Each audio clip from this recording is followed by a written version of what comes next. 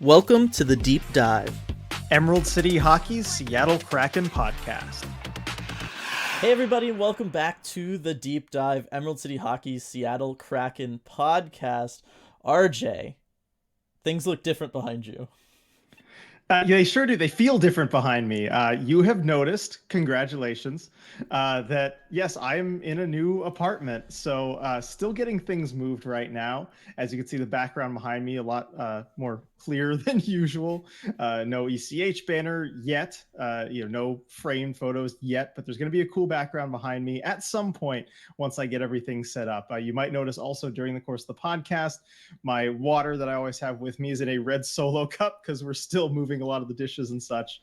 But yes, this is the first one from the new place. All right, RJ, with your water and your red Solo cup. The real question is, with the new place, how close is it to Queen Anne Beer Hall, the lovely sponsor of this podcast? Because that's really the big question when you move in Seattle is your new proximity to the beer hall. Yes, so it is further from Queen Anne Beer Hall. It's actually at Lake Forest Park. So it is further, but the beer hall, there's talk of maybe a second location opening up a little bit closer to where I am now. So stay tuned for that. But yes, so it's a little further from the location we know and love, but might be able to make it out to the beer hall plenty of times this season. I was going to say, look at RJ planning ahead, moving in it based around future beer hall locations. Look at this. It's the one time I plan ahead for anything in my life. You know this, Dylan. I was just gonna say, that is so on RJ like, for those of you who don't know him personally. All right, so we got an exciting one. Today is the last of our August way too early podcast. We're going to be doing our division preview for the Pacific Division, figure out, we're going to talk about all the other teams besides the Kraken, talk about the moves they made in the offseason, what we think about them going into the season, and then at the end we will give our predictions for what the final standings for the Pacific Division will be. Before that, we'll have our brief news and notes, because it is August, there's not many news and notes. But first, RJ, as a cold open, I was, as you were finishing setting things up there in the new apartment to get going, I was on Hockey Reference, because we're going to be using that later when talking about these other teams, and they have their immaculate grid, which is like Puck Doku, all right, kind of like that. And I don't really play these things. This is actually the first time I've ever done it, but I went ahead and I clicked on it because I was waiting on you anyway, and the Kraken were one of the teams on this grid here. So on the top of the grid, we had Dallas, LA, and Seattle. And then on the side of the grid, we had Washington, San Jose, and Pittsburgh. So I was like, okay, this grid seems pretty set up for us to do, RJ. I filled in 8 of the 9 spots just to save time for the cold open here, because we're going to have a pretty full podcast. Care to guess the 3 people I picked for the Kraken, for the Capitals, Sharks, and Penguins, RJ? All right, let's go. Kraken Caps, I'm guessing you went Daniel Sprong. I did, along with 17%. All right, well, Dennis Cholowski might be a better one. Yeah, I figured. I think it's probably more unique. Kraken Sharks. There's some options there. Maybe Jonas Donskoy. He did just retire. Is that who you went with? That is who I went with because of the news. We'll get to that in the news and notes segment. 41% Donskoy. Yeah, he's been in the news quite a bit recently. Yes. Martin Jones probably occupying most of the other guesses. I would assume so, yes. And then for the Penguins, because this is where things got interesting, and I probably should have done something different, but I did do something interesting there. Well, there's so many options, right? There is. The obvious ones, still on the team: Jared McCann, Jamie Alexiak, Brandon Tanev. My off-the-board pick, where I'm thinking maybe not many people guessed it, is Derek Pouliot. Okay, is that where you went? That is not where I went. That would have been fantastic, actually. It's still too early for me, and I'm not used to doing these. So I went McCann, and then I did Alexiak for the Dallas Penguins one. But yes, I thought of many other Stars and Penguins after the fact. I should have done the Kraken last, but instead I started there, and that was a mistake. 41% for McCann there. For Kings and Penguins, it did, of course, the piece, Rob Scuderi, along with only 5% of people, which is criminal. Rob Scuderi, great player. Alexiak for the Penguins, Stars, 13%.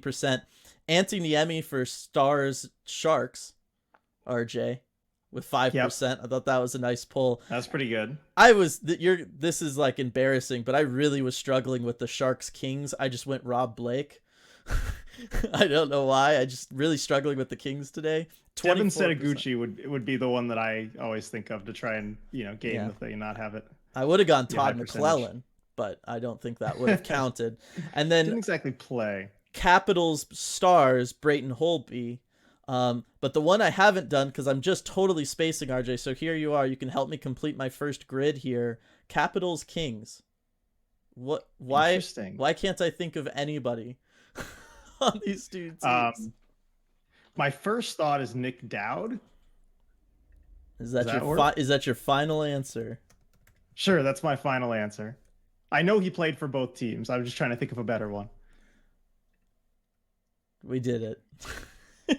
Hooray! Yay! 4% Nick Dowd. Congratulations. Yeah. That was the Nick Dowd lowest from Huntsville, Alabama. There you go. Even more stuff there. So there we go. I've officially done one of those grid things with minimal help. There you go. Congrats, Dylan. I'm sure you'll get the whole thing by yourself next time. Yeah. All right. So now moving into the heart of the podcast here, got news and notes, and there was a big piece of Kraken news this week. You mentioned it already, and that is, of course, the retirement of one Jonas Donskoi. That's right. And it's kind of a sad story, of course. Now, this comes as no surprise to anyone who's been around the team, covering the Kraken or really following over the last year. Jonas Donskoi suffered multiple concussions, missed all of last season with concussion suffered in the preseason. And it's, one of many in his career. And he ended up making the decision announced via his Instagram yesterday that he's going to retire from playing professional hockey. And, it's unfortunate that it had to come to this. Concussions are just a very difficult issue in the game. I think he probably made the smart decision, realizing what was best for him and his family at this time. You don't want to risk having another head injury like that. But I do want to say Jonas Donskoi, even though he played in the Kraken's inaugural season, missed all of last season, he and his family were so active off the ice and in the community for the Kraken. Even this season, when he didn't play a single regular season game, he and his wife, Devin, were organizing a lot of the team activities behind the scenes and just very, very active in the community and definitely made their presence felt, even though Jonas wasn't able to make his presence felt on the ice this year. Yeah. So he's definitely going to be missed around the Kraken. And I don't know what his next chapter is, what he's going to do next. I would hope he would maybe stay in the area and continue to organize things with the team. I feel like there must be some kind of job for him and his wife if they want it. Yes. With the Kraken. Of course, neither of them are from the Seattle area. Jonas, of course, being from Finland and his wife being from the Bay Area. So we'll see what he ends up doing next. But just want to wish Jonas Donskoi the absolute best in retirement. Just absolute class act on and off the ice. Definitely. And, it's one of those things with any player, right? You want to see them kind of go out on their own terms. But the reality is that can't always happen. And unfortunately, that's not what happened here. As, the concussions and injuries kind of pushed him towards having to make this decision for himself and his young family. But the bottom line is he had a fantastic career. A lot of highlights, fantastic moments, memorable moments for NHL fans from the last decade or so, right? And the big thing for us up in Seattle, right? He's forever going to be a part of Kraken history and lore, and that's always going to be really, really special. So yes, definitely wishing him and his family the best in retirement, and we will see if ends up doing any sort of work with the Seattle Kraken moving forward. It would be really, really cool for everybody, I think. All right, so now to get into the meat of this podcast, RJ, because it's gonna, there's a lot to get into here. We're doing our Pacific Division preview for the 2023-2024 season. We're going to be going reverse order of standings, talk about all these teams, and then at the end we will give our rankings for what we predict the final standings at the end of the upcoming season will be. Starting at the bottom of last year, though, RJ starts us off with the Anaheim Ducks. All right. This is a team that was bad, and it's a team, RJ, that as I look at them, they're a young team. They've got some great young players on it, but I don't see how they're not going to be bad again. Right. I don't think – I think they'll improve a little bit, but just not a whole lot. Certainly not enough to be in the playoff conversation. I mean, They did make some ads over the offseason, most notably Alex Yeah, I Killorn was gonna at say. a ridiculous contract. But I don't think that's going to be enough to push him over the top. You do have guys like Trevor Zegras, Mason McTavish, a year older, and they're hoping certainly for some progression. But yeah, this they're not going to be sniffing the playoffs. No, Zegras led the team in scoring with 65 points last year. He can basically achieve that about every year. Troy Terry regressed in goal scoring a little bit. He was extended. Mason McTavish is only going to get better after his first full season in the NHL last year, 43 points in 80 games. I fully expect him to do better than that this upcoming season. Potentially even as their number one center. I think Jamie Drysdale, if he can stay healthy, will take some leaps on the blue line, and that's going to be good for them long term. And then we'll see if Leo Carlsson, their pick from this year's draft, if he's going to make the roster and hang around for any amount of significant time this season, or if they're going to let him go back to Sweden or wherever he ends up. I think that's going to be really, really interesting to see. But the bottom line is, yeah, when your big addition is an overpaid Alex Killorn, and your team was this bad, I don't really see where they're supposed to go. Radko Gudas he's not going to solve the problems on the blue line, obviously. He'll add some toughness. Okay, that's not really what the team needed. They needed talent.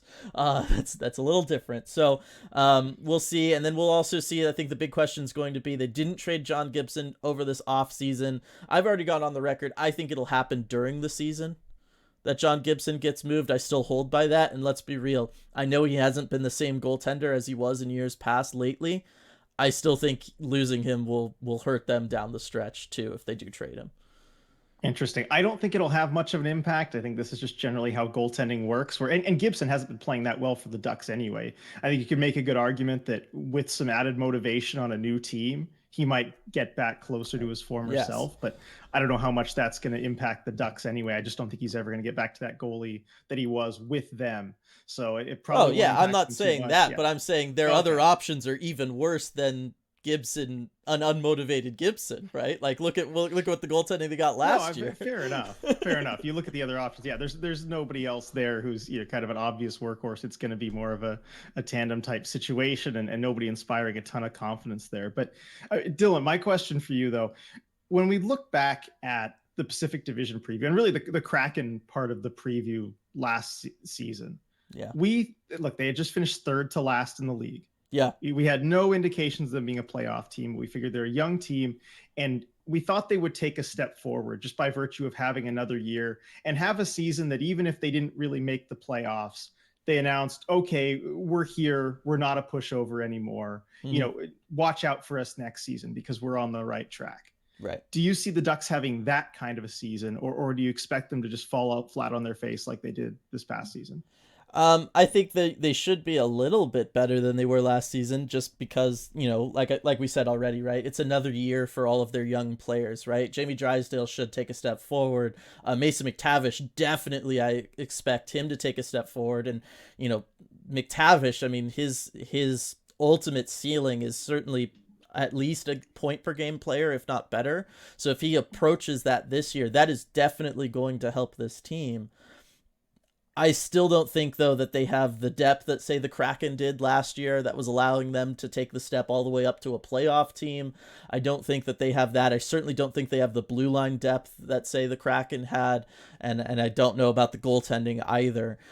So I don't think they're going to do that. I think they will be a better team. I think they're going to be in closer games than they were last year. I don't think they're going to get blown out the way they did all of last year. But I don't see this team really progressing that much, not yet anyway. Yeah, I'm going to agree with you there. I think it won't be quite the knocking on the door season, but I just can't imagine they'll be as bad as they were last year. I mean, they were just so horrifically bad. That would be hard to do, actually. Yeah, it would be. And what's kind of crazy is like they had good seasons from a couple guys on this roster too. Adam Henrique with 22 goals in 62 games, like that's pretty impressive. Vetrano, 22 goals in 81 games. Like they had some depth there. It's really they just need to figure out their top six, get their top six playing like a top six, and then just have a defense that isn't completely lost all the time. relying on Cam Fowler to play 40 minutes a night because he's kind of the only guy you can lean on at all. And then, maybe try to work on finding that next goaltender for the organization. It's something that they need to work on. So I think they're going to be a more entertaining team. Obviously, any team with Trevor Zegras is going to be entertaining, but I think as McTavish comes into his own, Drysdale comes into their own, those are entertaining players. Troy Terry is an entertaining player. I think they're going to be a more fun team to watch, but I still just don't think they're going to be good. Yeah, and I think a little bit tougher to play against with Greg Cronin Yes. coming in and having a new head coach. Yep.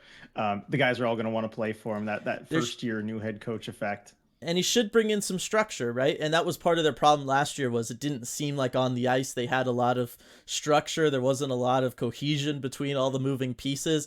Their power play is, I would say, one of the few that looked worse than the Kraken's power play. And it was mostly just because it looked like nobody knew what they were supposed to be doing out there. And I got to think that new coaching staff, that's not going to be the case this upcoming season. Yeah, probably not. I mean, something had to change with that Yes. as well. Cronin's going to bring in some structure, much needed structure. So I mean, who knows? I mean, they might give the Kraken a run for their money in some of these games, but overall, not too much a threat in the standings. Yep. All right. Look, there's not too much to talk about with the Ducks. We mentioned all their big names. They're young players. They're fun to watch players, but I don't know. Is there anything else you want to talk about with the Ducks? Not really. I mean, the one thing, if we want to just pick a quick X factor player for each one of these teams that we think will make a difference somewhere. Yep. Do you have anyone in mind for the Ducks?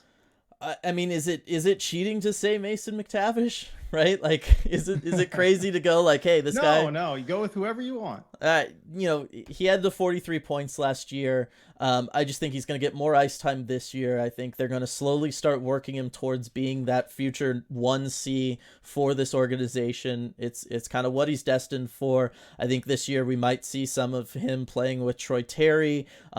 Even potentially with Zegras, maybe even on the other side on the wing, and they just kind of try to create like a little super line and get things going.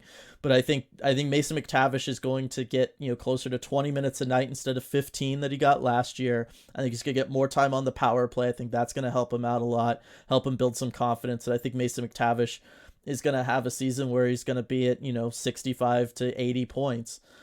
Just because he is that good. He's got a year of experience under his belt, and he should play with some better guys in a more structured offense. And so Mason McTavish is kind of that guy for me. I just think he's going to kind of explode onto the scene and really make a name for himself.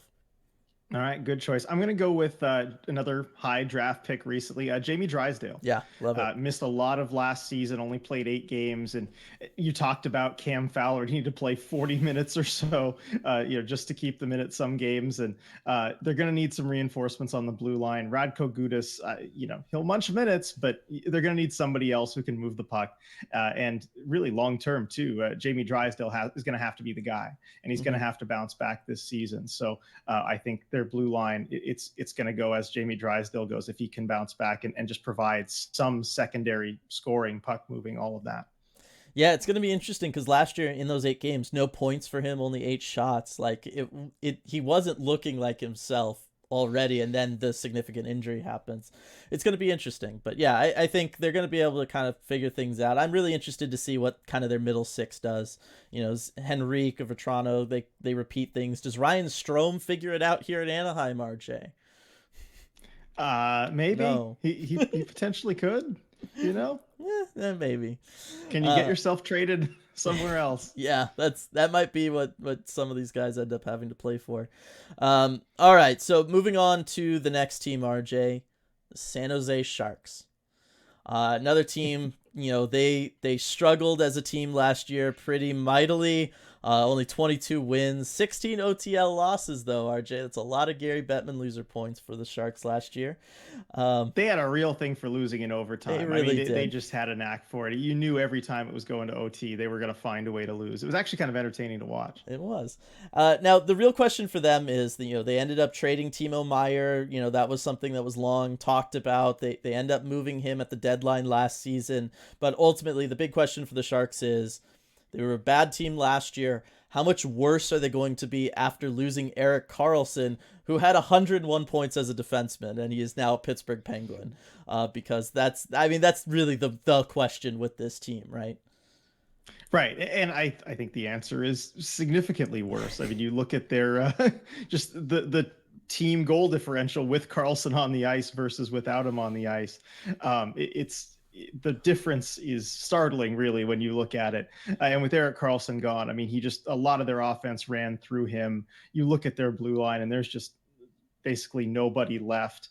I think it's going to make a big difference.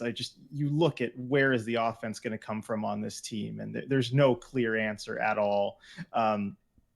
Karlsson was the only thing I think last season that kept them from being in last place. Now, I don't see anything on this roster that should keep them from being right around last place in the NHL. And you know what? That's probably good for them. Yeah, I was going to say that's probably where they want to be. I think the big thing for them was really moving the Karlsson contract without having to retain too much, right? Like that was the big win. And I think that helps them set them up a little bit better for a rebuild. So yeah, they're probably not wanting to be too good this upcoming season anyway. You look at, kind of really the piece that kind of came in for Karlsson, Mikael Granlund. He's not going to help this team, RJ. I don't know what he's supposed to do for this team, to be perfectly honest. It was a cap dump. I mean, you look at Granlund and then Mike Hoffman coming back in that trade as well. Those two guys, they're probably just hoping to get some turnaround so they can flip them at the deadline somehow. But yeah, there's not a whole lot of talent coming back there. No, so it's, I feel bad for Tomas Hertl and Logan Couture because they're going to really have to carry this offense. And, I don't think they can carry it too far, unfortunately. So it's going to be a long, long season for those guys, especially Logan Couture, as he's starting to enter the final years, you would think of or the final arc or chapter of his career, to kind of be put in this spot where the team's going to be rebuilding. That's really rough for him, I got to imagine. It's rough on the outside looking in at it. Yeah, I don't know. This team's going to be rough. What do you think of some of their young players that they might start bringing in, like a William Eklund, RJ? Like, do you think he's going to get significant time this year? And do you think he'll be able to develop when he doesn't really have a lot to work with around him? Right. And that's a tough question that the Sharks face, is what to do with guys like William Eklund. Thomas Bordeleau is another one. Yeah. 21 years old, really should be playing in the NHL. He's definitely good enough. Yep. I know last season they kind of tried to keep some of those guys in the AHL just to keep them out of the mess that was that Sharks team. Mm-hmm. And I think you're going to have some incentive to maybe do that again this year. But I think, again, Eklund at 20, Bordeleau at 21, they should be playing NHL games through development. I think they will. Yeah. You have at least some talent with like a Tomas Hertl and a Logan Couture you could pair them with, and just try and keep them out of that bottom six, because they really shouldn't be there. I think they'll make a little bit of an impact, not really enough to do anything in the standings. Again, these are still young players. They're still going to be rookies. They've still got to make their rookie mistakes, and on a team that I feel like is going to make a lot of mistakes this season. So, it'll be kind of a trial by fire there. But I think they'll maybe make a minor impact. That's really what this season is all about for the Sharks, is just making sure those future cornerstones of the franchise are developing properly. Mm-hmm. And that's just going to be a big part of the mission. I guess the other big part too is just having certain players that maybe you hope can raise their value by getting more ice time. Whether it's a Hoffman or Granlund, where you hope to flip them right away, or maybe, I'll talk about him when we get to the X Factor section. But there's one more forward that I really want to see how he does on the Sharks. I think it might be the same guy that I have in mind for their X Factor. Should we go ahead and move to that right now? I mean, yeah, let's do it. Let's do it. All right, Dylan. Why is Anthony Duclair the X Factor? I mean, he's of course the X Factor for this team. I love this signing. I think it's a really interesting one. And yes, the 1-year term certainly points towards him being a deadline, rental for somebody to go out and pick up. But the bottom line is, this is a guy who is one season removed from a 31 goal campaign in only 74 games, right? Anthony Duclair, he had a bit of a journeyman career, right? Starts off with the Rangers, Arizona, he's got Chicago, Columbus, Ottawa, Florida finally. He's able to find some stability in Florida, grow into a really well-rounded player, a really tough player to play against. He's just kind of one of those pesky guys, can get in on a forecheck, dig out a puck, take it to the net, right? And then obviously score goals with the 31-goal season that he had 2 years ago. So I think when you give him ice time, you give him opportunity. He has always produced wherever he's been. He's produced, and I think with this Sharks team, he's going to have opportunity. He's going to be able to play alongside a Couture or a Tomas Hertl in a top 6 role, getting substantial ice time. He's gonna put up good numbers because he's a good player. And then for the Sharks, the most valuable asset of that isn't that he's necessarily going to help you win games. It's that come, February, March, he's going to look fantastic. His stats are going to look fantastic. You can flip him. And the question becomes, do you think he can play good enough, RJ, to maybe start getting close towards a first-round pick in return? Possibly. I mean, trade deadline prices are always really inflated, so Yeah. there's always a chance. I mean, but hey, if he's on pace for around that 30-goal season like he had a couple of seasons ago, nothing's impossible. So we'll see what Mike Greer's able to do. But I do like little acquisitions like that, like a Duclair who's going to get that opportunity. Philip Zadina is another one.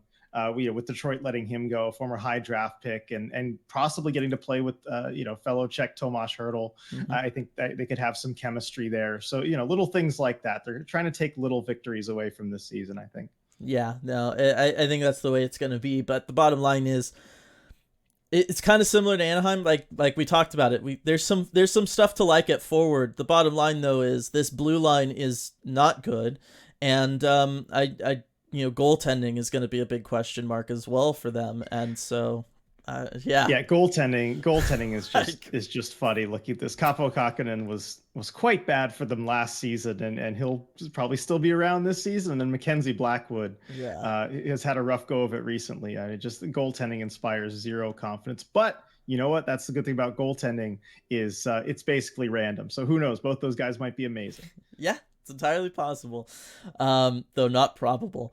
All right, so that's the San Jose Sharks there. Next up on our list, as we go reverse order of standings from last season, is the Vancouver Canucks, RJ.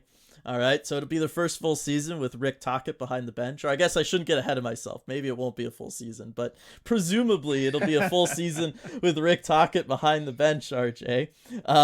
Look, he came in, midway, a little bit later through last season, and, the club played pretty good for him. 20-12-4 was the record under Tocchet last season for the Vancouver Canucks.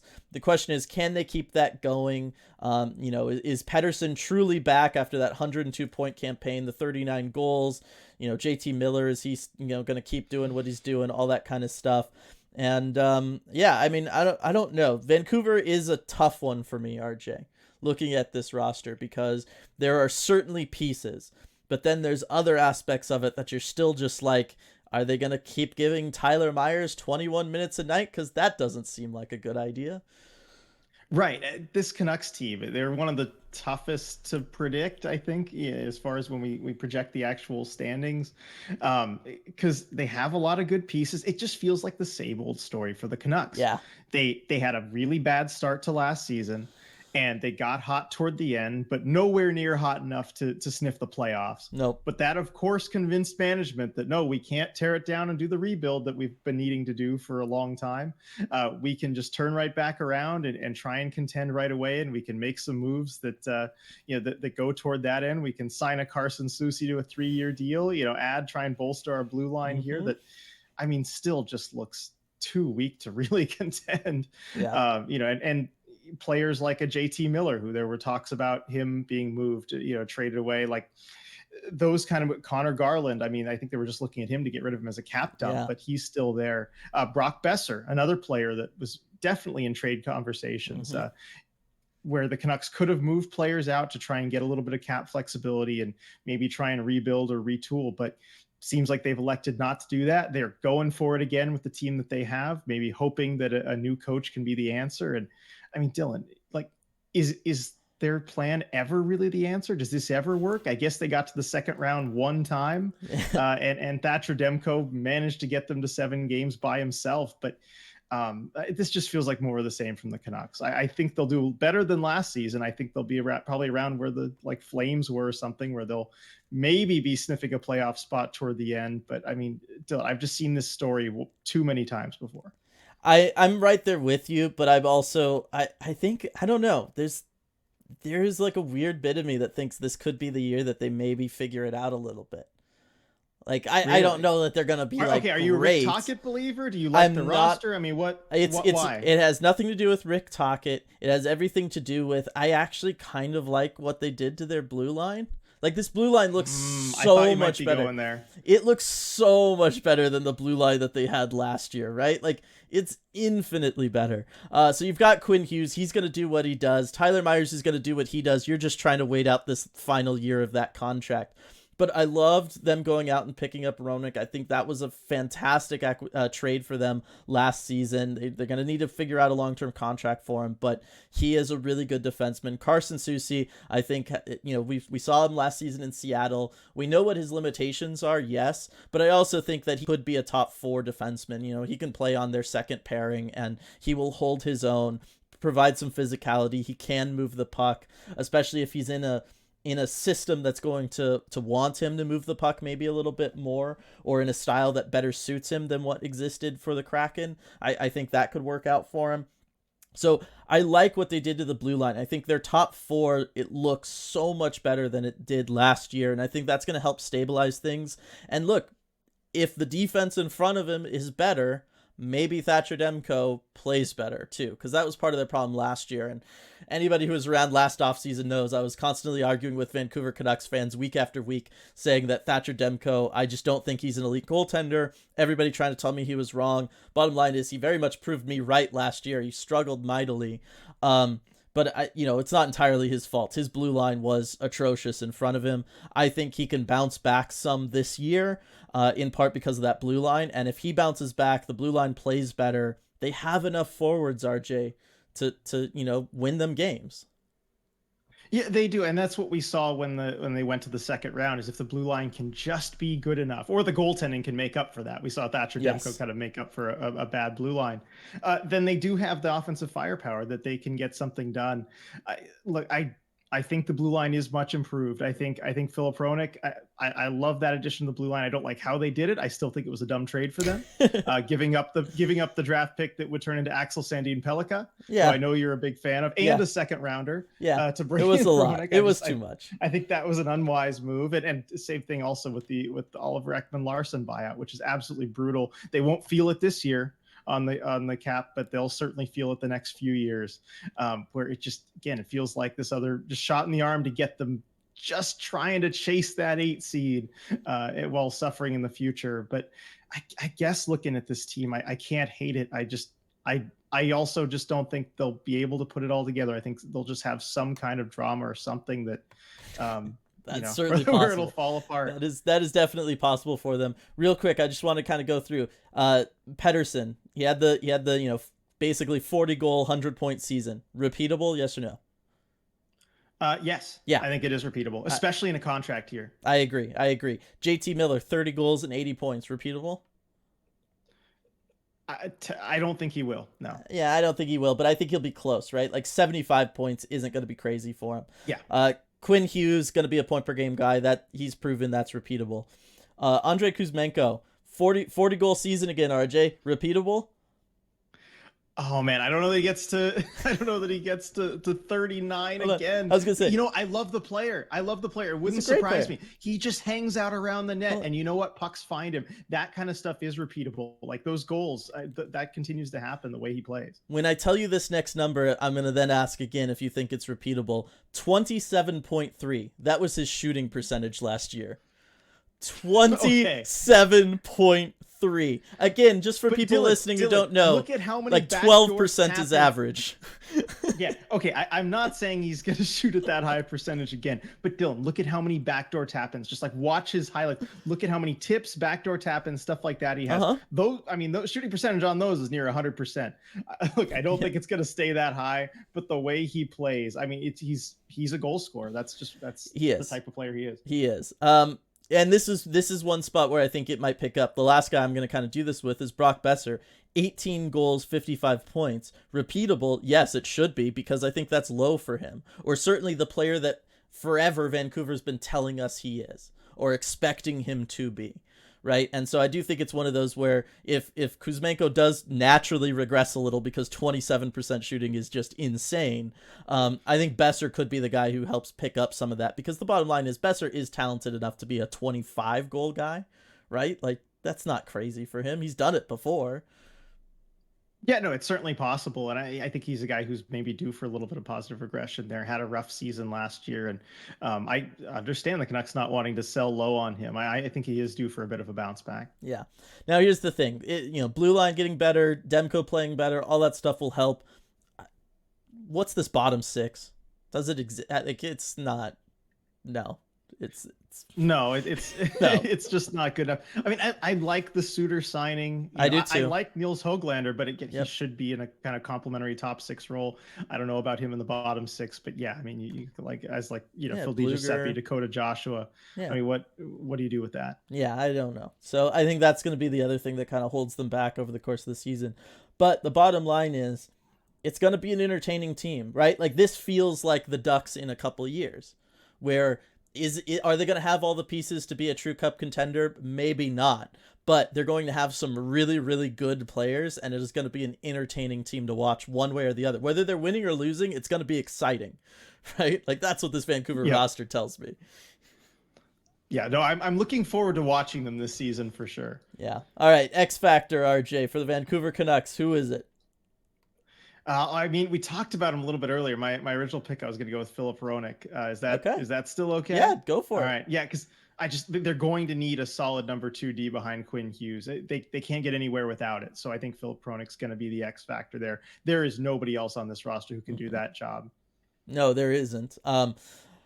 I'm split between like Kuzmenko, because like if he kind of needs to keep up that scoring if this team is going to go anywhere, but the bottom line is this team's not going anywhere if Thatcher Demko has another season the way he did last year, right? Like, this team needs Thatcher Demko to work. He has been the guy. We talked about it earlier with John Gibson and the Ducks, right? Like, he was able to take them to some heights, and then as he kind of fell off, I know the rest of the roster did as well, but it is one of those things. And the bottom line is Thatcher Demko needs to be better than he was last season if this team's going to go anywhere. So I just think, as cliche as it is, RJ, goaltender's the X factor. Yeah, goaltender's always the X factor in some sense, but I don't think you're too far off at this pick. All right, Calgary Flames, RJ. So Daryl Sutter, the guy who was supposed to fix everything and make him a Stanley Cup champion again, according to you, he's gone because it was a disaster. He did nothing to fix this team. They made lots of questionable offseason moves last year, lots of deals. They lost Johnny Hockey. They lost Matthew Tkachuk in a trade that they sent him off. They brought in Nazem Kadri. They brought in Jonathan Huberdeau as part of that Tkachuk trade, and the team was worse. Big surprise, right? The team was substantially worse. When Tyler Toffoli, I love Tyler Toffoli, but when Tyler Toffoli is the only sustainable offensive piece your team has, and the only guy you can count on, you're not going to win a lot of hockey games. And that was the case for the Calgary Flames last year. That being said, they did do better standings-wise than I thought they would, or than I thought that they should have.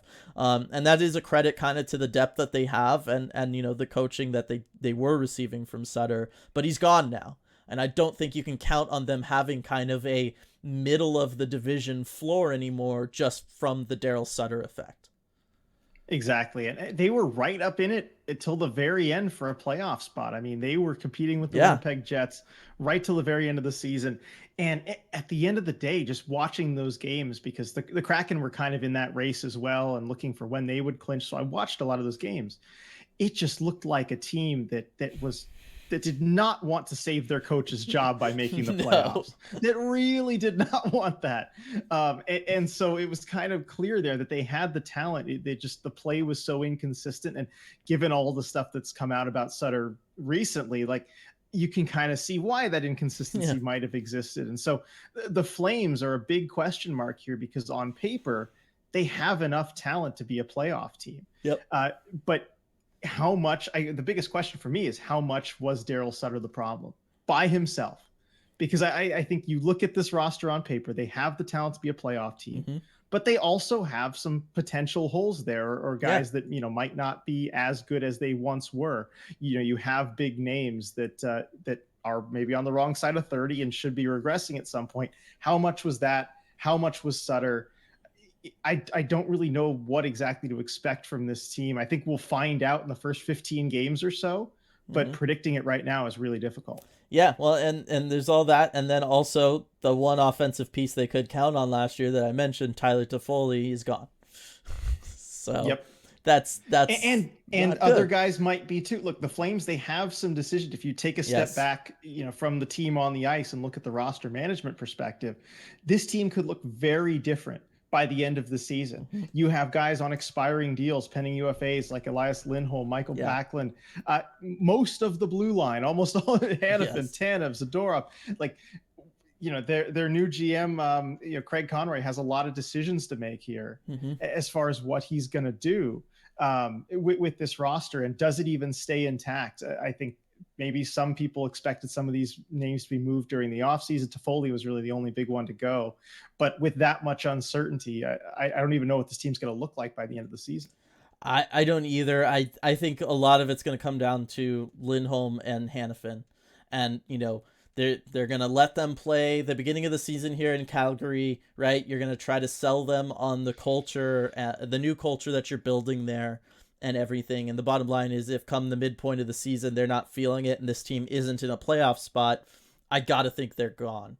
Like, there's no way you can risk losing them for nothing. You just can't. They're too good. They would be too valuable as trade pieces. And the bottom line is, I just don't know that this roster is quite good enough to be in solid playoff contention come middle of the season.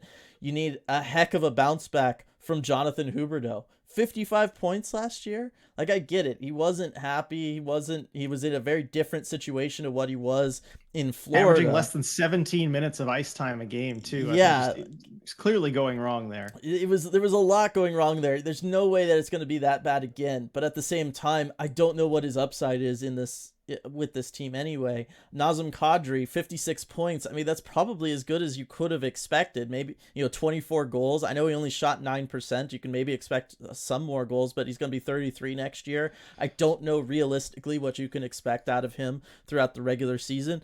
Backlund's just going to be another year older. Also, he's on an expiring contract. Who knows what the situation is there?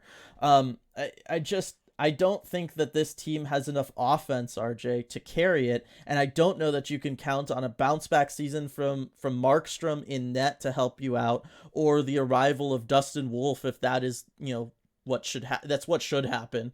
I don't know Yes. that you're going to get enough from the back end there to kind of help sustain without the Sutter system to make this kind of lack of offense work.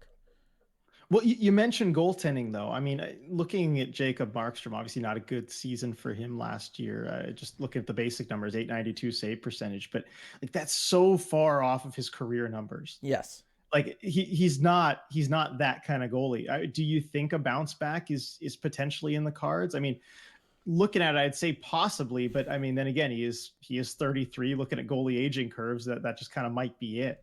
But I look at it and I see it as not impossible, I guess. Yeah, isn't it funny? This sounds like us on the exact opposite sides when we talk Right. about Philip Grubauer. The thing that worries me is the fact that he played 59 games again last season. Right? 63 the year before. That's the thing that scares me. Same thing with Grubauer, right? If you're a starting goaltender and you're playing 45 to 50 games, that looks very different than you're playing 60 games year after year. I think that's what really accelerates the aging on these guys. I think will he bounce back some? He has to, right? Like, there's just no way he was as bad as he looked last year. But again, does that mean a bounce back to a 905 save percentage? Like, he just kind of gets up to average. I think that might be all you really end up seeing from him, in which case I don't know that that's enough to kind of cover up for the offensive deficiencies that this roster has. No, I mean that's a fair argument. I'm looking at 6 seasons now that it'll be this will be the 7th probably that'll be basically playing more than half the team's games and taking on that full load of being a starter, and that does wear on goalies. I think Dustin Wolf is actually potentially going to be really important. I mean, is Vladar still under contract? He is. Yeah, he is. Yes, but so I mean, he's signed for backup money. Yes. So it'll be interesting to see if Wolf gets a shot. He needs a shot in the NHL. We won't get lost too much on that, but the team needs to give him a chance. Yeah, well, and it sounds like that was part of the sticking point with the turnover of everything also, right? Was the idea of wanting young players just come in and for the Calgary Flames to know what they have in these young players. And I know Dustin Wolf was very much part of all of that. So that's partly why I just assume we're going to see, a decent amount of Dustin Wolf this upcoming season. X Factor, if you can find one, RJ.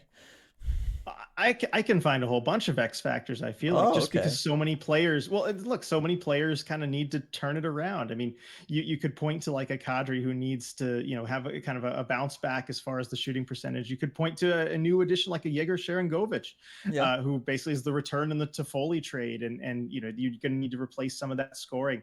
I mean, anybody along the blue line who probably need to be better, Markstrom included. But I've got to go with Jonathan Huberdeau.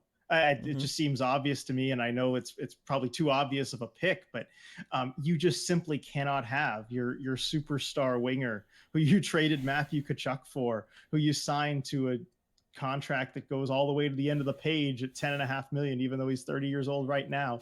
You cannot have that player playing under 17 minutes a night and not being in your top 4 scorers. It just can't happen. So if he doesn't turn it around, the team can't turn it around, I feel like. Yeah. For me, it's Elias Lindholm. I just think, look, this player is so talented, and he's going to be the key point for the Calgary Flames all season. If they're doing really well, it's because he's doing well, and they're gonna, he's gonna help get them maybe back to the playoffs. If they're not doing well, then he is the key to their future and their rebuilding efforts. And are they selling him on the chance that they're gonna be better next year, or more realistically, are they going to be able to get a ton of draft picks back for him? I just think this is a guy who's proven he can be a point per game player. He can be a 40 goal scorer. Oh, and on top of it, he plays really, really solid defense. Like that, he's just so valuable. No matter how you look at it, 55, almost 56% in faceoffs last year. Like, he literally does it all. He's one of the most underappreciated guys around the NHL, Elias Lindholm. And just as the team goes, his future is going to be decided by that. And I think that that's going to be key for Calgary, whether it's to get to the playoffs next year or to build their future contending team. Yeah, certainly from the wider perspective, the whole team building perspective, he is the X factor. And yeah, see which team he's on a year from now. That'll tell you a lot about how the Flames did. Yeah. Now, next up would be the Kraken. We talk about them all the time. We've talked about all their off-season moves, all that stuff. So should we just do a real quick X factor for the Kraken, RJ? Just cause? Yeah, let's do that, because I mean we talk about them so much. I think last year too we almost skipped over them. You'll see plenty of Kraken coverage. You look around our channel and our podcast. Yeah. So yeah, X factor for the Kraken this season. Who are you thinking, Dylan? It's kind of tough, right? Like, naturally you kind of want to go like Vince Dunn. Can he repeat what he did? All that kind of stuff. I have a feeling I might know where you're going, so I'm not gonna say this player. I think it would be a really fun one if it is. But I'm gonna go with Andrei Burakovsky. Right? If he comes back, if he can be healthy for a full season, he's got the clutch gene. I think he could be the guy that helps out the power play a lot more if he's out there. And just also if he's able to stay healthy and in the lineup. They really kind of settled in on their lineup after he got hurt. And it felt like a lot of what he played last season was still when they were shuffling things around a little bit, right? They were bringing in Tolvanen, that shuffled things around, other stuff's going on. I think if he's able to find some really good chemistry with some people in that top 6 where he can use both his distributing ability as well as his clutch goal scoring, I think Andrei Burakovsky could be the difference for, say, the power play this year for this team, or their ability to, score in a shootout or whatever it is. I think Andrei Burakovsky's that guy. Interesting. So I'm curious who you thought I was going to go with, because it didn't seem like an obvious choice one way or the other. But was it Bjorkstrand? It is Bjorkstrand. Yes, I was just okay. Yeah, it was Bjorkstrand. That's why I left him for you. Well. Yeah. You know me too well. Okay, so yes, Oliver Bjorkstrand is my X factor for the Kraken this season, and starting off last season, look, he was coming off a really good few years with Columbus, and it seemed like he was going to be a major goal scorer for the Kraken, and just was getting unlucky shooting wise. And this happens to players sometimes, especially on a new team. And he was just kind of fighting through it, trying to get as many shots as he could on net. But man, he figured it out toward the end of the season. And I mean, once he was on a line with Yanni Gordonelli, Tolvanen, those three just clicked. And really, he did his best work in the playoffs. I think he didn't fully figure out his game and figure out the finishing side of it until the playoffs came. And if he can just continue that going forward into next season, I'm confident that he can too. His career numbers show that he can be that type of player. It'll just provide that next level of offense for the Kraken that they're going to need. I predict that they're probably going to lose some scoring from their fourth line, from the bottom six, just because, I mean, how can you repeat that fourth line performance they had last year, especially since none of those guys are on the team anymore. I guess Brandon Tanev's still there, but most of them pretty much gone. You're going to need guys like Oliver Bjorkstrand to step up and provide top six level scoring. Yep, I totally agree.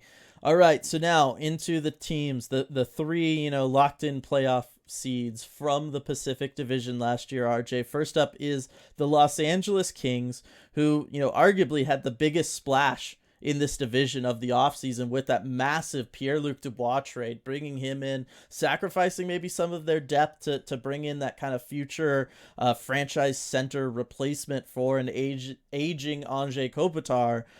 It was a really big deal for them, RJ, and it feels like we can't even begin to talk about this team without talking about how well do we think Pierre-Luc Dubois is going to fit in with this squad, and how good do we think he can kind of make them? Can he come in and maybe be that guy to unseat Kopitar atop their, scoring leaders? Yeah, I think he's going to fit in perfectly with the Kings and the style of play that they have. And look, they're loaded at center right now with Anze Kopitar, Pierre-Luc Dubois, and Philip Danault. I mean, it's going to be really hard to beat a team like that down the middle. I think during the regular season, they might kind of load up those guys, have some of them bump out to wing at certain points, load up those lines as you do in the regular season. But I do think this acquisition was really made with a playoff focus. They've lost 2 first-round series in a row to the Edmonton Oilers, and the best way to counter a team with that kind of offensive firepower is to be rock solid down the middle, and that's what you get with a Pierre-Luc Dubois trade. And so I think this is a trade made with the playoffs in mind. I don't know how much it impacts their regular season performance. I think they're probably going to be about the same scoring wise as they were. They had to move guys out like an Alex Iafallo, like who was the other guy in the trade that I'm totally blanking on now? Gabe Vilardi. And so it'll probably balance out, scoring wise during the regular season. I feel like maybe Dubois will have a little bit more than those two combined. But I don't think it makes that much of a dent in the regular season. What do you think, Dylan? I'm inclined to agree with you. I think their regular season outlook is arguably worse this season, given all of their moves as a whole. But this is a scary playoff team. It's a really scary playoff team. For the 3 centers that you mentioned, you look even at some of the wingers that they rely on, right? Like a Kevin Fiala, he can kill you both with the scoring that he gives, but also with his body and the way he can play physically. Victor Arvidsson, same kind of thing. Adrian Kempe just can, tire you out. They need to figure out, as always, whenever we talk about the Kings, they need to figure out the kids. They need to get these guys ready to go. If those kids all kind of, the Kalievs, the Byfields, if they get ready to go and they start producing and they provide depth up front to this team, look out. This team could be unstoppable. But without them, that's still a big weakness that they're is going to hold them back offensively. And then really, RJ, goaltending. This is the thing that I'm not so sure about, and this is why I think there could be room for the Kraken in the top 3 in this division, because you're going to rely on Cam Talbot to come in at the age of 36 and try to be the guy for you in net. Like, that doesn't seem like a great idea to me.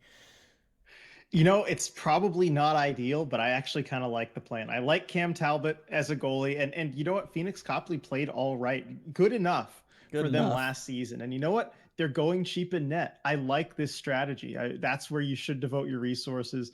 I actually feel like it's going to work out for them. I know goaltending, again, it's all random. It's hard to predict, but also you look at how bad their goaltending was last season between Yeah. Jonathan Quick, Cal Peterson, before Copley came up, right? Yes. You look at, I don't have offhand here what their team save percentage was, but it cannot have been It was good. not good, no. And they were still able to be the 3 seed in the division. Yeah. Looking at these two, I don't know how they do worse than what the Kings got last season. And they still managed to be a solid playoff team. If it improves at all, which I think certainly has to be in the cards, then look out. I think the Kings could be, in play for the top of the division. I don't think goaltending is going to be an issue, just because I don't think it can get worse. Yeah, Did you look up their team save percentage? I saw you looking at it. I did not, but mostly because I don't want to give myself nightmares. I agree with you. I don't think it can be worse. And here's the bottom line: is the blue line in front is so good, RJ. Right? Like Drew Doughty is playing still at a very high level. You've got Gavrikov now for a full season. You still got Mikey Anderson, Matt Roy, Brant Clark's going to be coming in. Like this is a sick blue line. And then again, if you get depth up front from a Byfield, a Kaliev, those kind of guys, I don't know the goaltending. They're going to have to face too many tough shots, I guess, is what I'm getting at here. Mm-hmm. They're going to be able to see pucks. They're not going to have guys standing in front of them. That like this blue line does not look like a blue line that's going to let their goalies get screened all that often. You know what I mean? So and the defensive help you get from your forwards too, having exactly. a Dano or a Kopitar on the ice so much of the time. Even a Dubois, like he can do some stuff back there. So yeah, I think they'll probably do okay. I still worry come playoff time about the goaltending, right? Like you're going to need some saves to advance in the playoffs, and we'll see at the end of the season how those guys do. But overall, I mean, this Kings team, they're keeping up with the arms race, and that's what they need to do. And they have to, given the failure of some of their young guys to really be big producers already. But, right. Rob Blake, he doesn't just sit by and wait for it to happen. He's going to go make moves. Yeah. So here, last question before we get to X Factors. Do you think that this is the year that the young guys figure it out? A Kaliev maybe was figuring it out at times last season. He got some scoring going. Byfield obviously is the big one, right? Former second overall pick. He needs to be better than 22 points in 53 games. That being said, he shot 4.1%. I gotta think that'll get better. Like just playing hockey, you're going to have a better shooting percentage than that most of the time. But can he evolve into somebody that can either crack the top 6 from a point standpoint or turn into a valuable depth piece, RJ? Because so far we haven't seen either of those two things from him. I think he will. I might be more the valuable depth piece type of thing. Mm-hmm. But look, I think what bringing in Pierre-Luc Dubois allows you to do is you take all the pressure off of Quinton Byfield to be a center. Yep. You are set at center on this team for the next several years between Kopitar, Dubois, and Dano. If I'm the coach, if I'm Todd McClellan, I'm telling Quinton Byfield, just go out there and play on one of those top 6 units as a winger and just go play hockey. Go forecheck. Use that big body that you have and go out there and try and score. Let Anze Kopitar take care of the defense, the back checking, and all those responsibilities. Let Philip Danault take care of all that. You just go out there and be the skilled hockey player that you are. And I think that ultimately is going to be good for him. Now, I think it makes him less likely to project as, the franchise center that they were hoping when they took him second overall. But I think it's going to lead to him being a better producer down the lineup for the Kings.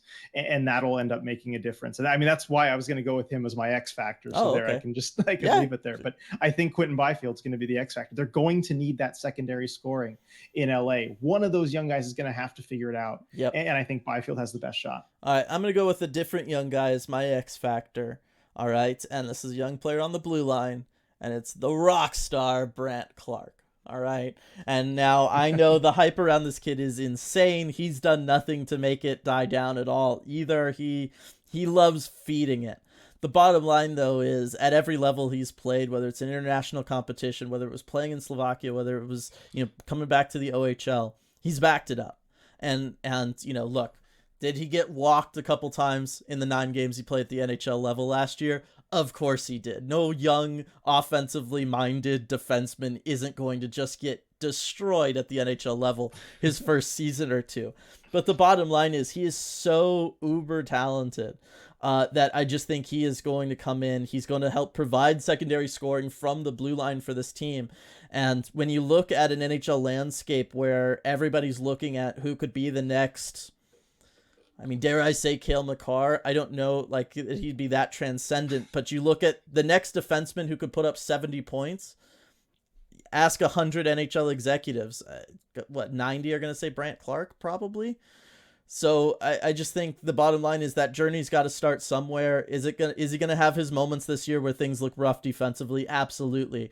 But they have a talented enough blue line that they can largely limit those mistakes, and they can certainly cover for a lot of them. And I think that's just going to embolden him. It's going to allow him to grow and build confidence. And once he has that confidence and swagger up at the NHL level, RJ, look out, because he's going to be putting up, he could have 50 to 60 points this year for them as like a 20-year-old. And that's just a lot of offense to be adding to this team. That's certainly something that you saw when projecting him for the draft and everything in his drafter. I know you were very high on him, thought that he should be in the conversation even for the Kraken at number 2 potentially.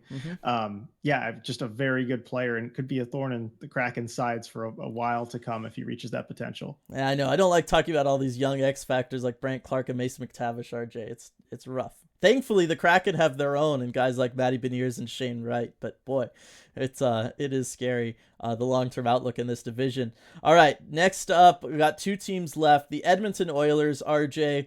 McDavid's going to keep doing McDavid things. Draisaitl's going to keep doing Draisaitl things. The question is, does the rest of the team kind of do what they did, right? I mean, quiet. Is this the quietest 104-point season in NHL history from Ryan Nugent-Hopkins, RJ? Because only right now am I realizing he had 104 points last year. No wonder my fantasy team did all right. I had him on it. There you go. 100-point scorer Ryan Nugent-Hopkins. I mean, 37 goals. 37 goal season for Ryan Nugent-Hopkins. It's crazy. Do you have the power play breakdown for those points numbers? I do, and it was a lot. 38 power play assists, 15 power play goals. So, maybe benefiting a little bit from the power play there. But again, that's its own little category in fantasy hockey, and that's also why he helped me do well. But, Zach Hyman with the 83-point season, 36 goals from him. It didn't matter that they had 0 depth scoring on this roster, RJ, because they got about 10,000 goals combined from their top 4 forwards. Yeah, that's how this team is built, right? I mean, the Edmonton Oilers are going to do what they do. That top 6 is absolutely stacked. And then the depth is just going to try and be good enough, right? Yeah.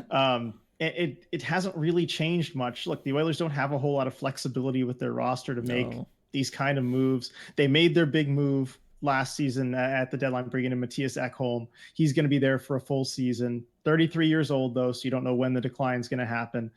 They just signed Evan Bouchard to a 2-year bridge deal, which, again, that's a tough cap situation. The contract is great for the next 2 years, but you're going to have to pay him a whole lot of money once that's over. So this is really the meat of their window. But again, just not a whole lot of change from the team that we saw last season. Nope. Not that, they totally needed it, right? I mean, this is a team that was in the Western Conference Finals 2 years ago. So they're going to go as far as those top guys can take them. We all know that. Here's the real question, RJ. Was Stuart Skinner for real? And have they found their guy in net that they've been searching for 8, 9, 20 years? Pretty much.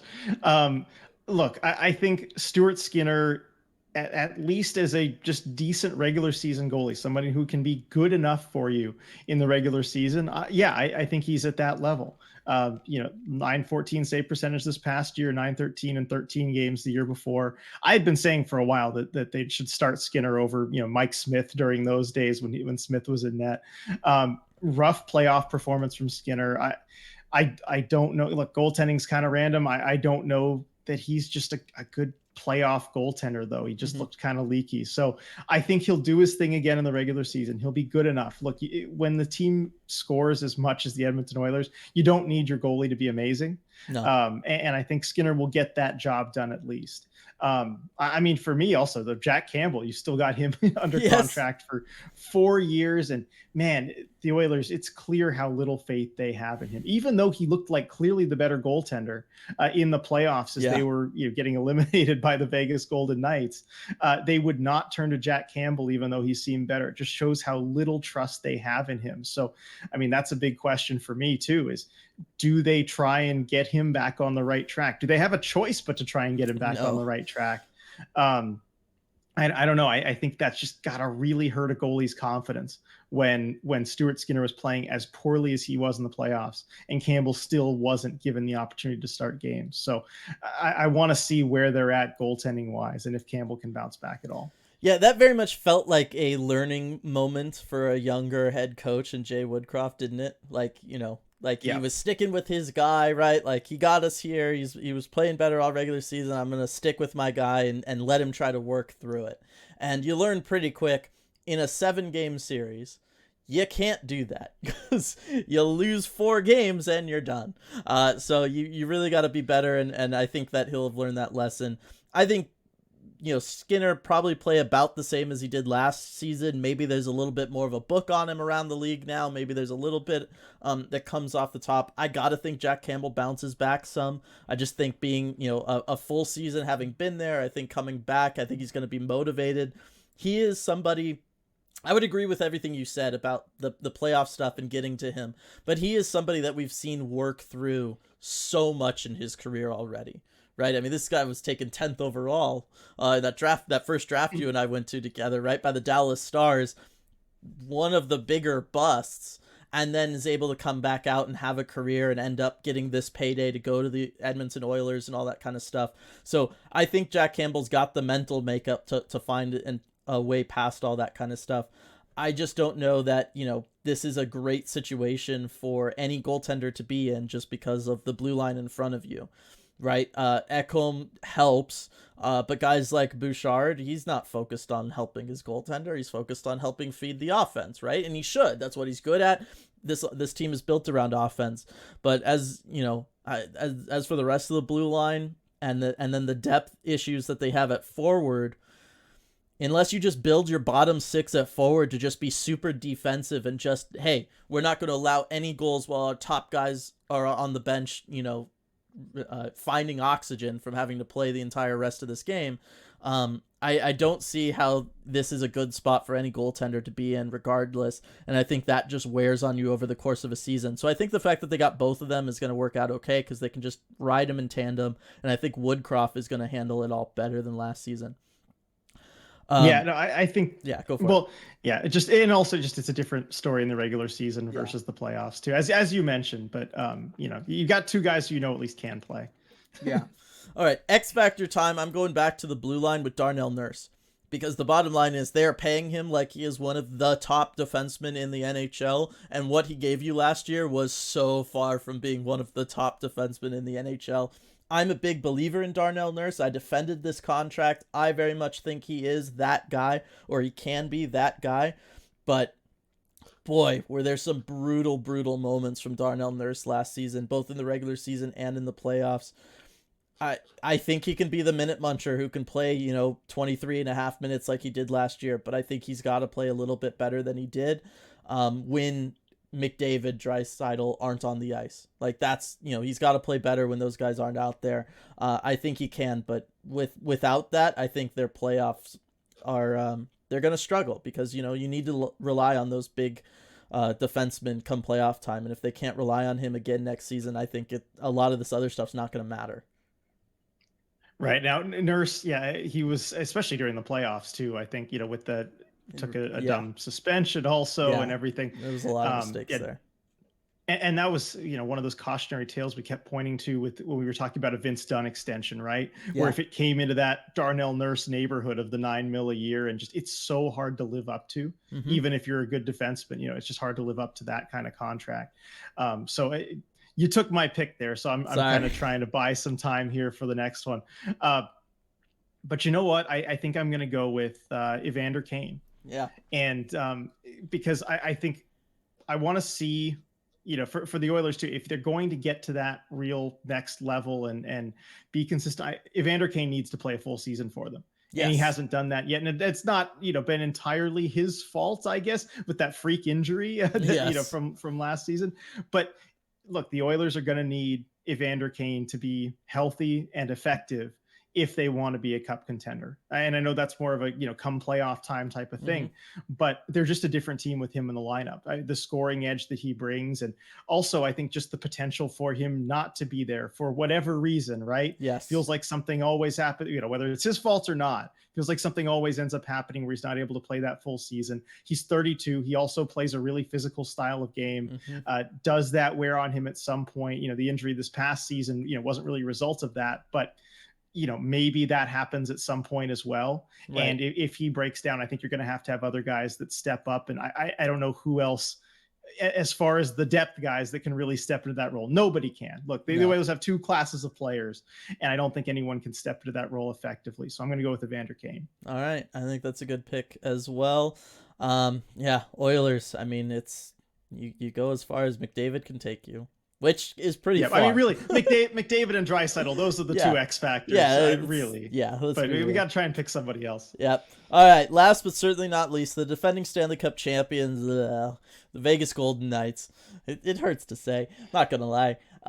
Vegas Golden Knights, RJ, look, they're a good team. They just played a ton of hockey. They had to play through a ton of injuries. I don't suspect that we'll probably see... I mean, are we going to see Mark Stone through over half of this regular season? Over under 40 and a half games, I'll give you.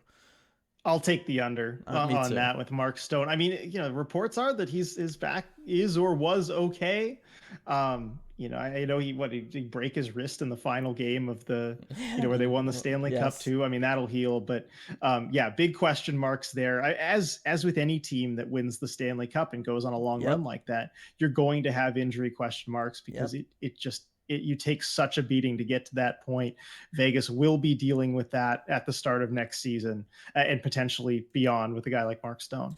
Yeah. But look, the bottom line is the core of this roster is still coming back. You've got the blue line led by Pietrangelo, Martinez, and Theodore McNabb. You've got Nick Hague on there. You've got Jack Eichel up front with Mark Stone, Carlson, Marchessault, Barbashev. Like it never ends, right? They're still deep at all positions. You've got the goaltending tandem of Stanley Cup winner Adin Hill. Logan Thompson looked like he was supposed to be the guy going into last season. The bottom line is they're probably both going to be okay for you this season. This team's just good, RJ. I don't really know what there is to talk about too much else, because we don't know the injuries that are going to linger into the regular season. Only looking at kind of what they are on paper, the moves they made in the offseason or the lack thereof. And who they bring back, this team's just good. Yeah, they are. I mean, on paper, they're as good as any team in the division. And I mean, there's a reason they won the division last season and went on to win the Stanley Cup. They're just a very good hockey team. I mean, who could have predicted that in last year's division preview? But I don't think that they'll take a step back really that much. I mean, maybe a little bit just because of the injuries, and there's always that factor. But there's no reason to believe that they shouldn't do really well this season. I mean, I guess, maybe with a Pietrangelo and a Martinez kind of getting up there in years, but you look at the core of this team, the Jack Eichel trade, that's what solidifies it all, right? Yep. He's only 26. Yep. There should be no, regression from Jack Eichel. He's still well within his prime. And you do have a few guys that are, approaching 30, but really, you bring back Ivan Barbashev at 27, Chandler Stevenson at 29. These guys are still around their prime. I don't see why they would be a worse team. And goaltending, look, the team's just so good in front of the goalies. Yeah, it doesn't really matter who's in net. We learned that last season. Yes. Adin Hill, the third stringer, ends up coming in and winning the Stanley Cup. So I'm not worried about them at all either. Yeah. This is really the one, just because we've already talked about how good they are. There's not too much to talk about. I kind of want to just give you the floor, RJ, to talk about Adin Hill getting the contract that he got just for being the guy who was healthy for the Stanley Cup Finals. I think Vegas, it was weird to see that, because this is the first time that I can remember where they gave out the dumb loyalty contract, right? You'll see teams sometimes do this after having success or winning a cup. The smart teams don't do it, but Vegas ended up, giving Adin Hill. I mean, at least the term is okay. 2 years. Yeah. It's not too bad at $4.9 million. But for Adin Hill, I was still shocked to see Vegas, of all teams, the ruthless team that has no loyalty to anybody, making a deal like that. especially with Logan Thompson presumably coming back at a Right. contract that, again, how did they get this contract for Logan Thompson? Still 2 more years left on it at, I believe, less than, no, I guess is league minimum 750K now. It would have to be, or I think by 765 maybe. right.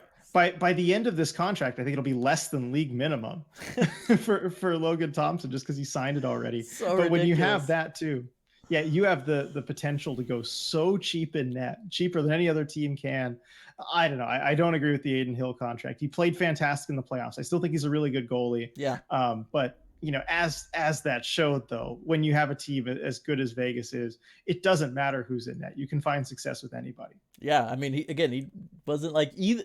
Those two goaltenders mentioned weren't even the goaltender they entered the playoffs with. Who, by the way, also had basically the exact same numbers. All three guys had the exact same numbers. It's crazy. So I just wanted real quick. That wasn't McCrimmon or McPhee, right? Like that had to all be Foley ownership, right? Ownership said he's getting that contract, right? That one screams ownership, and especially like when you win the Stanley Cup, then I guess maybe you're allowed one of those for the fans, where the fans would have been, I guess, disappointed if you let Adin Hill go, because he was such a big part of that run, and he hadn't done a whole lot for the team before that. Mm-hmm. He was one of the goalies who rotated in earlier this season, but I guess you want to give the fans more of a memory of that guy sticking around, and maybe you sell some more merch and stuff too. I don't know, but yeah, that screams ownership to me. Yeah. What can I say, RJ? It's just the Portland Winterhawks X factor. That's what it is. I knew you'd throw a Portland Winterhawks reference in here at some point. I had to. He was the goalie while I was there. Like it just works. All right, so let's just go right into X factors, because we could talk about how good this roster is, but there's no point. Like it just won the Stanley Cup. It's everybody coming back. We all know how good they are. X factor for this team, RJ. Is it in net? Is it the health of Mark Stone? Is it somebody that we haven't mentioned yet? Where are you going? Well, I think it's certainly the health of Mark Stone, because they're just a different team when he's in the lineup. But I think we've already covered that. So I'm going to go elsewhere. And I'm going to go with Alex Pietrangelo. Okay. Because he played really well last season, was a big part of that cup run. And clearly this team, the system is just built so well for him. But he's 33 years old, as I mentioned earlier. Mm-hmm. You're just coming off a cup run, and he's got a lot of miles on him. I mean, he's won 2 Stanley Cups now in pretty recent memory. Those are 2 long playoff runs. I mean, he played 80 games and 73 games last season, and just the amount of hockey he's played over the last several years. Yeah. I wonder if that catches up to him at some point. Mm-hmm. And if it does, they're just a different team without him on the blue line. If he gets injured, or if he's just not quite himself, if he's tired. So that's my X factor. If he can stay as good as he has been, then Vegas should be able to do what they've been doing. But if not, they could be in trouble potentially. Do you think there's a chance that they would purposefully lessen his role in the regular season, or rest him in the regular season? Like, not quite to like NBA standards where they're like he's a healthy scratch like once every couple of weeks, but like, do you think that there's a chance that they would kind of cut back on his regular season ice time just specifically for that reason? I think they should. I mean, I would if I were the Golden Knights. And you look at his ice time too. If you go throughout the seasons of his career, last season in the regular season, he had his lowest average ice time since 2010, 2011.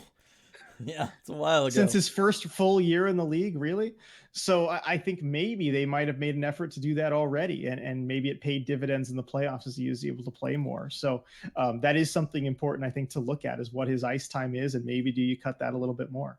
Yeah, so because I wanted so bad to pick Shea Theodore to be my X factor, and that's partly why I brought it up, because the idea of, do you think like in the regular season they almost reverse those two's roles, just to help keep Pietrangelo healthy, get him to postseason time.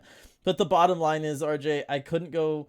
I was struggled with this one. It was tough, but Chandler Stevenson, he's to me the X factor for this team, because Jack Eichel, look, you're still looking to get a full regular season from Jack Eichel, right? That's something that needs to happen for the Golden Knights. And I don't know, after a big, long, deep, and intense playoff run, if this year would then be the year that you get the, even 75 plus games from him. So Chandler Stevenson all of a sudden becomes like that kind of guy for you. And can he pick up some of the slack in the areas in which Eichel isn't one of the best players in the world, right? Eichel, he's got the point production, he's got the clutch, he's got all that kind of stuff, the special team stuff, the two-way play, especially through the neutral zone. But the stuff like face-offs, 45% on face-offs for Jack Eichel last year. That's bad. That's like cracking bad. Chandler Stevenson, though, 58%. Right? Can Chandler Stevenson continue to do the little things? Can he continue to help out on the power play? Can he continue to help out with some timely scoring and to distribute to all of the wingers and win the faceoffs and do all those little things that Eichel, kind of, they don't have a 2C to do, or I guess he is the 2C. Can he continue to be a 2C is, I guess, the bottom line that I'm asking in a contract year. Because I think that's another big deal for them long term. This is where maybe the Adin Hill contract becomes an issue is, if Chandler Stevenson again proves to be your perfect complementary piece to Jack Eichel, what is that, can you afford to pay him next offseason? So I think a lot of stuff's going to come down to that, just because if you are missing a Mark Stone, if you do miss Eichel for some time, a lot's going to fall on Chandler Stevenson to kind of help keep the team at the top of the division. And so I think that's why Chandler Stevenson's kind of the X factor for them. All right, and I think he could definitely do that. He's clearly the 2C that they need. I mean, he was the 1C for a little while, and maybe that was a bit of a problem. But you bring in Eichel, you solve that problem, and Stevenson's one of the better 2Cs in the league. So I don't worry about him at all. Agreed. Yeah, and that's really why I bring it up, right? Like the season he's more of their 1C is the 1 year they haven't made the playoffs, so it's kind of like, well, is he the problem? But like also that entire team was on IR, so it would be unfair to blame him for it. All right, so there you have it. There's our breakdown of all the teams in the division, our X factors for all the squads, all that good stuff. Now, RJ, as we approach, we're 10 minutes out from an hour and a half. We can finally get to ranking and predicting where we think everybody's going to end up in this division, RJ. I believe we started at the top last year and we worked our way down. I think we did. That's right. So shall we do that again? I think we shall. At the top of the division, RJ, do you want to go first? You want me to go first? I'll go first. Okay. So last year we both picked the Edmonton Oilers to win the division. Yep. We were both quite close. It came down to the wire between Edmonton and Vegas. Difference. It really did. And you know what? I'm going to go with the Oilers again. I think they actually get it done this year. I'm sorry. Are we going to just agree on everything? I don't want to. I don't want to either, but we might. I think Vegas, certainly playoff wise, is the best team in the division. By the far. most solidly built team. Yeah, by far. But just you've got the Stanley Cup hangover. I think it's going to push them down just a little bit in the standings. But yeah, I think Edmonton will take advantage of that. We know they're the most consistent, I think, regular season team out of this group. We know McDavid's going to do his thing. We know Draisaitl's going to do his thing. I think they'll win the division. Yeah, nobody was able to figure out a way to stop the Edmonton power play last year. I don't see what would be different this year. So yeah, Edmonton is the team for me at the very top. Looking at second place in the division, that's where I've got Vegas. I do think that Vegas, I know. I do think Vegas is going to step back a little bit just because I think they are going to be more careful with ice time with guys like Eichel. Like it wouldn't surprise me at all if Chandler Stevenson, again, just like last year, actually outplays Eichel ice time wise, because you're saving Eichel for the playoffs. You don't need him to do anything in the regular season. And same with Pietrangelo, we talked about already. But that being said, Vegas is still Vegas. They're going to want to be a good team, right? That's the mentality and the culture they have. And they've got the roster to go and be a good team. They've also got the goaltending, right? If Bruce Cassidy manages who's hot at any given time, I mean, this team could, I guess, win 60 games. Like they are that talented. Yeah, I'm going to go with them at number 2 also. Sorry, just like I did last season too. I had Edmonton 1, Vegas 2. I was a little wrong on that. Flip it. But that's what I'm going to go with. I mean, you said it all about Vegas. And I think really there is a bit of a drop off now between these two teams, at least in the regular season, and the rest of the division. For me, I think there's going to be a gap there between Edmonton, Vegas, and then whichever team finishes third. I don't agree with you. I think there's one more team that maybe isn't quite in the S tier with them, but is maybe alone in an A tier, and that is the LA Kings. I think the LA Kings are that third, kind of guaranteed playoff team from the Pacific Division.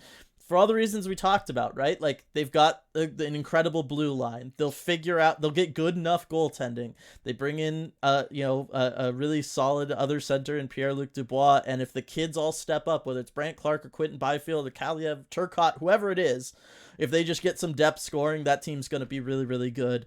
I just don't see how that team falls off kind of from where they were last season. So I've got the Kings in third. Well, guess who I have in third, Dylan? It's also the LA Kings. Aren't you glad, everybody, you sat around for an hour and 20 minutes just to hear us agree about everything? Yeah, sorry about this, everybody. But yeah, I just... Look, we talked about how good LA is. They finished third in the division last year. I think the goaltending is bound to get better. And I don't think they're going to be really challenging Edmonton or Vegas for one of those top 2 spots. I guess with the loser point, the standings always end up kind of close toward the end of the year. I mean, even this past year it did. Like they were in it, in the final week or so. But I just think there's going to be a pretty big gap there. Yeah, and then a Kraken at 4. Yeah. Yep, Kraken at 4. Yeah. Okay.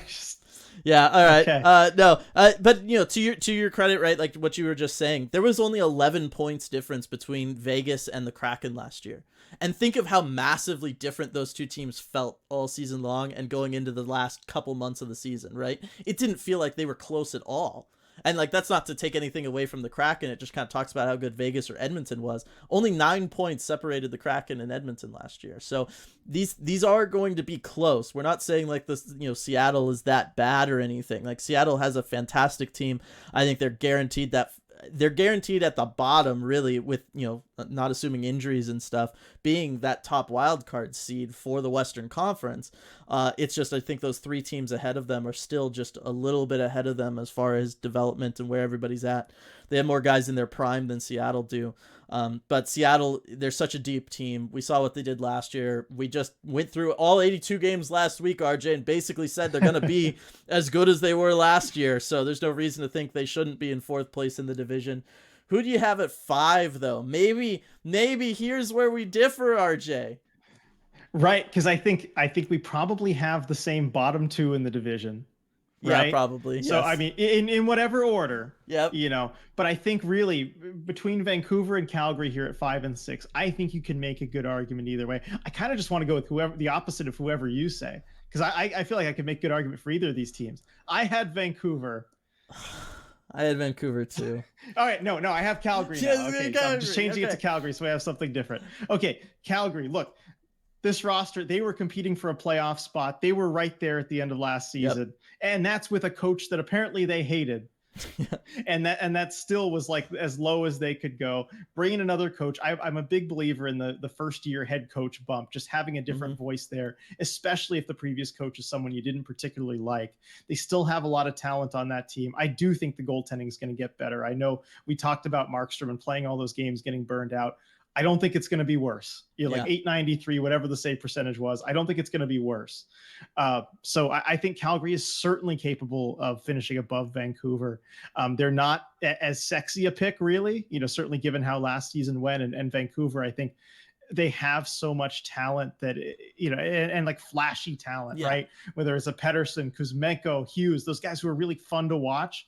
But Calgary, I think they're certainly capable of just being the better overall all-around team and have less potential weakness there. So fine, give me Calgary at number 5. All right. Hey, look, I mean, they had 10 more standings points than Vancouver did last year. Like that's a big gap for Vancouver to kind of jump year to year.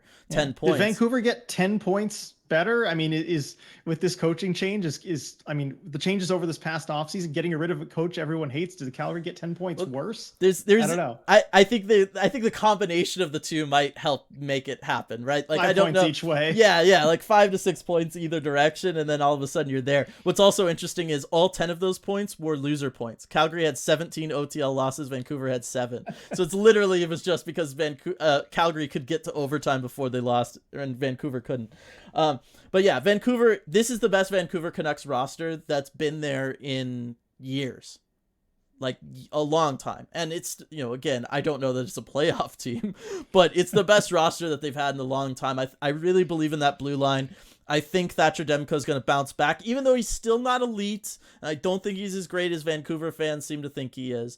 I think he's going to be better than he was last season, and I think that's enough to have Vancouver, be in the second wild card hunt, pretty late into the season. I don't know that they'll be there the final week or two, but I think, the last couple months, I think they might be there, and maybe we see them do some ridiculous trade deadline acquisition because they believe that they can. And that's always fun, RJ. That's just fun to see. I do think they are more likely to be buyers at the deadline than Calgary, just given how the situation either team is in. I will point, though, because we talked about overtime on the OTLs. Yeah. Whether you think this has some, regression to the mean or whatever, but if you look at overtime records last season, the Canucks with 14 wins and 7 losses, doing pretty well in overtime. Yeah. Calgary, 7 wins and 17 losses. Well, look at overtime. So we just talked about both those teams. Which one seems better set up for 3-on-3 and a shootout? Hey, is it the team with Nazem Kadri? Yeah, I was gonna. You think? Okay, all right.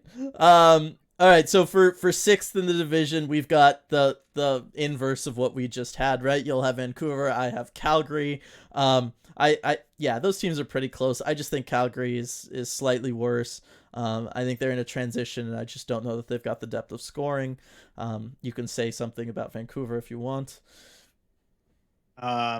Vancouver, Rick Tocchet. Calgary's Canada's most Western team.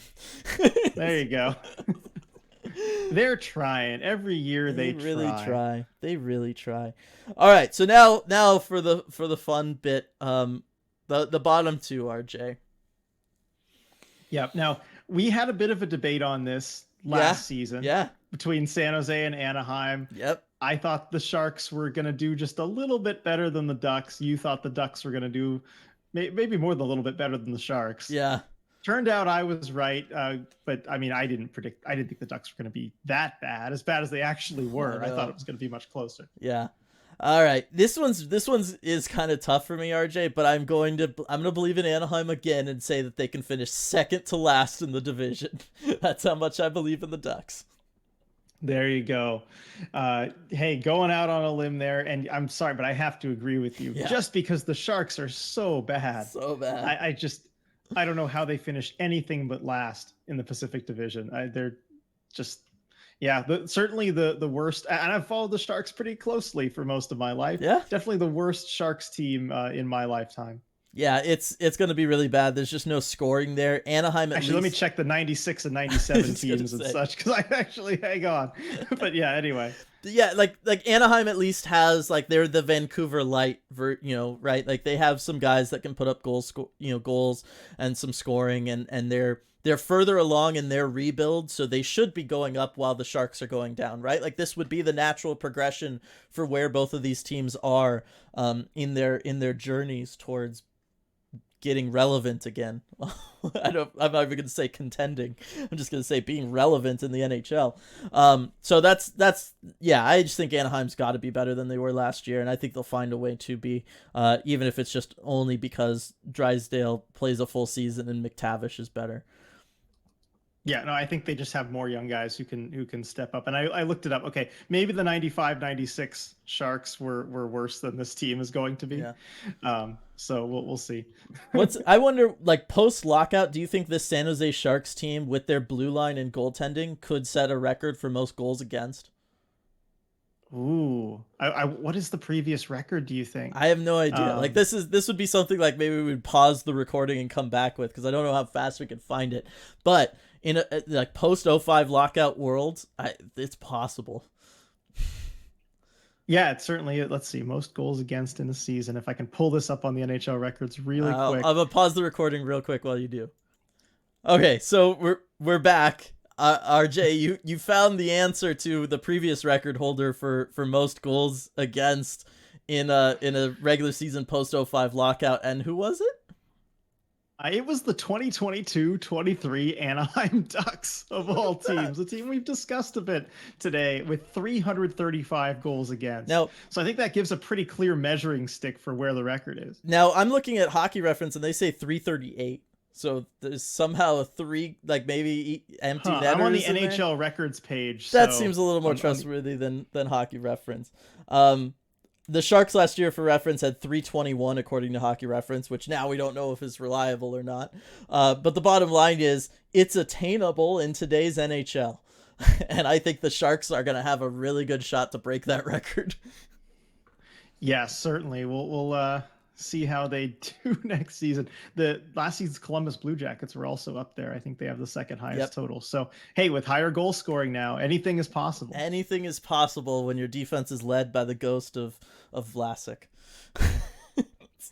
Oh, got to finish it off on that note. I'm sorry. But also, this is a Seattle Kraken podcast, so I'm not sorry, all right? It's fine. Fair enough. All right, there it is, everybody. There is our division preview for the upcoming season for the Pacific Division, where we think everybody's going to fall. As always, let us know in the comment section over on YouTube where you think everybody's going to go. Let me know if I'm still crazy for thinking Thatcher Demko's not an elite goaltender, or if you have an issue with any of our other takes, or if you just want to say you agree with us. That's always nice, too. You can hit us up on Twitter as well, at Emerald City HKY. Same thing over on Instagram, and then of course the lovely Discord where we always talk about all this kind of stuff as well.